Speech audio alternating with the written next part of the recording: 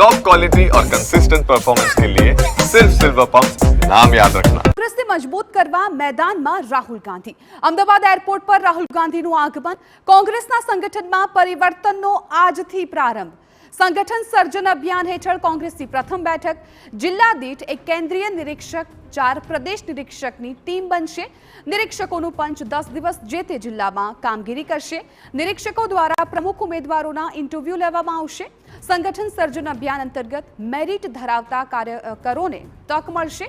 41 કેન્દ્રીય નિરીક્ષક 7 સહાયક નિરીક્ષકની નિમણૂક કરાઈ છે ગુજરાતના 183 નિરીક્ષકોની નિમણૂક થઈ છે 45 દિવસમાં સંગઠન સર્જન અભિયાનનું કામ પૂર્ણ કરવામાં આવશે સાંજે ગુજરાત કોંગ્રેસની કોર કમિટીની બેઠક યોજાશે રાહુલ ગાંધીની હાજરીમાં આ બેઠકનું આયોજન મુકુલ વાસનિક શક્તિસિંહ ગોહિલ અમિત ચાવડા સહિત કોર કમિટીના સભ્યો છે એ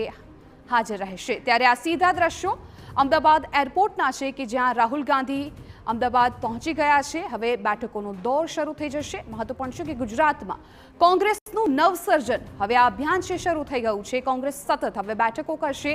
આજે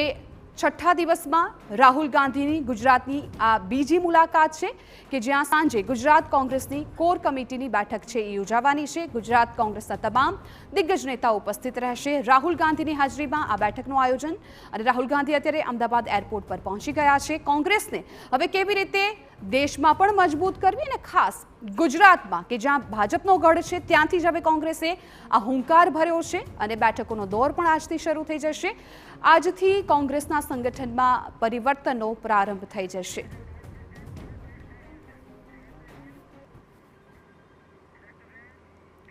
તો અમારા સંવાદદાતા નરેન્દ્ર રાઠોડ આ મામલે વધુ જાણકારી આપવા માટે મારી સાથે લાઈવ જોડાઈ ગયા છે નરેન્દ્ર છઠ્ઠા દિવસની અંદર જ રાહુલ ગાંધી બીજી વખત ગુજરાતની મુલાકાતે આવી રહ્યા છે અત્યારે તેઓ અમદાવાદ એરપોર્ટ પર પહોંચી ગયા છે હવે પછીના તેમના કયા કયા કાર્યક્રમો રહેવાના છે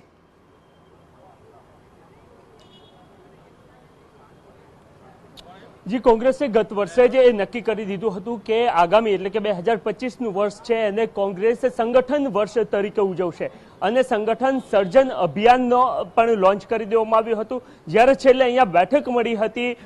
જે રાષ્ટ્રીય અધિવેશન મળ્યું હતું એમાં પણ એ નિર્ધારિત કરવામાં આવ્યું હતું કે 15મી તારીખે રાહુલ ગાંધી ગુજરાત પહોંચશે અને ત્યારબાદ એ અભિયાનની શરૂઆત કરાવતા તેઓ જોવા મળશે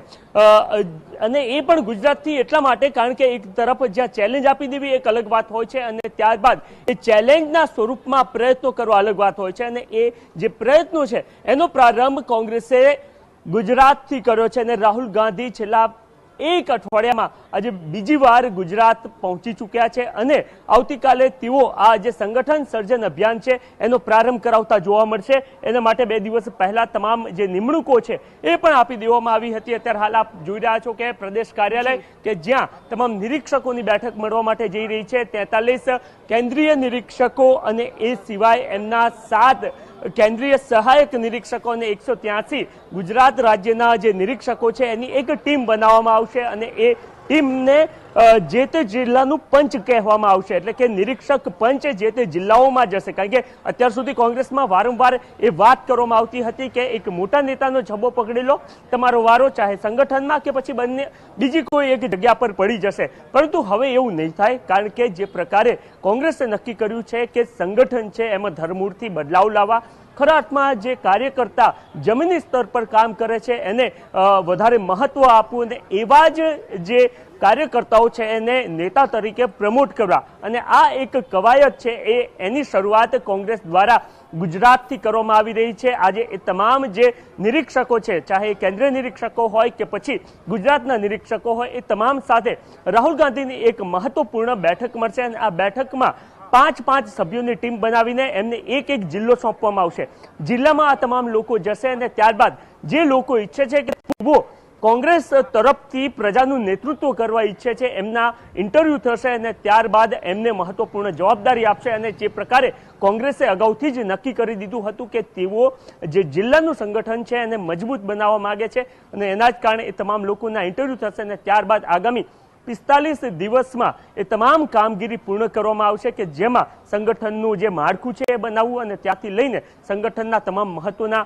જે હોદ્દાઓ છે એ ભરવા આ એક પ્રથમ પ્રક્રિયા છે અને એની શરૂઆત જે છે એ રાહુલ ગાંધી ગુજરાતથી કરવા ઈચ્છતા હતા, કારણ કે ગુજરાતમાં કોંગ્રેસ માટે ખૂબ કપરા ચઢાણ છે અને જ્યાં એક રીતના એમના દ્વારા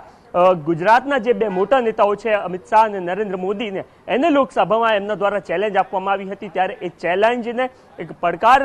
અથવા તો પોતે જે ચેલેન્જ આપી છે એને કેવી રીતના સાચી સાબિત કરી શકું એના માટેના પ્રયત્ન કમસે કમ કરતું કોંગ્રેસ જોવા મળી રહ્યું છે. અને આ પ્રારંભનો એટલા માટે જ ગુજરાતથી પ્રારંભ કરવામાં આવ્યો છે. આના પરિણામો જોવામાં આવશે આગામી સમયમાં અને જો સારા પરિણામો અથવા તો એ જે પ્રકારનું આયોજન કોંગ્રેસ દ્વારા કરવામાં આવ્યું છે ત્યારબાદ એને સમગ્ર દેશમાં લાગુ કરવામાં આવશે. એટલે કે સંગઠનમાં બદલાવ માટે કોંગ્રેસ પ્રયત્ન કરી રહી છે અને એનો જે પાયો છે એ ગુજરાતથી નાખવાનું એમના દ્વારા તૈયારી કરવામાં આવી છે અને એનું પ્રથમ ચરણ આજે ગુજરાતથી શરૂ થવા માટે જઈ રહ્યું છે. આવતીકાલે મોડાસામાં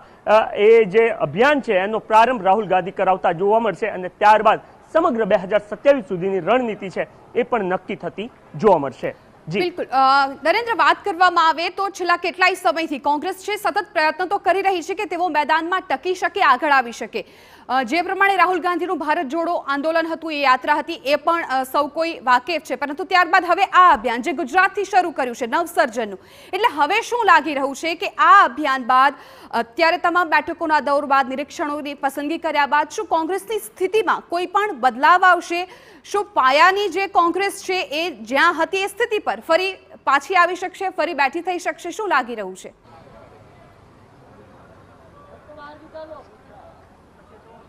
હજી મજબૂત બનવા માટે પક્ષે એનો જે કાર્યકર્તા છે એને સશક્ત કરવો ખૂબ જરૂરી છે અને સંગઠન જો મજબૂત હશે તો ત્યારબાદ લોકો પણ જાતે પક્ષ સાથે જોડાશે. ભારતીય જનતા પાર્ટી શા માટે મજબૂત છે? કારણ કે એક સંગઠનવાળી પાર્ટી છે અને કોંગ્રેસ એવું સારી રીતના જાણે છે કે જો એમને ગુજરાતમાં 2027ની વિધાનસભાની ચૂંટણી લડવી હશે તો એના માટે એમનું જે સંગઠન છે એ મજબૂત કરવું ખૂબ જરૂરી છે. એવું સંગઠન કે જો લોકોના મુદ્દાઓ ઉપાડી શકે, લોકોના પ્રશ્નોને લઈને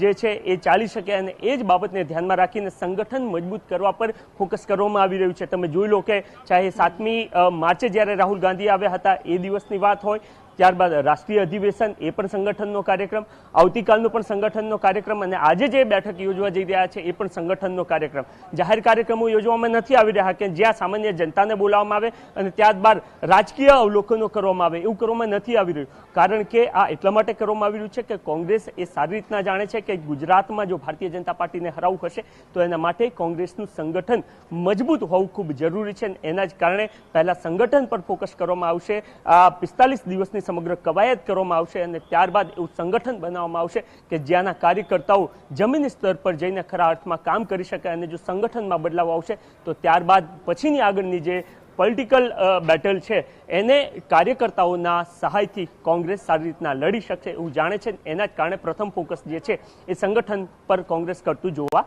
મળી રહ્યું છે. જી બિલકુલ નરેન્દ્ર, આભાર સમગ્ર માહિતી બદલ. તો અત્યારે રાહુલ ગાંધી અમદાવાદ પહોંચી ગયા છે. 2 દિવસથી તેમની આ ગુજરાતની મુલાકાત છે જેમાં બેઠકોનો દોર પણ હવે શરૂ થઈ જશે.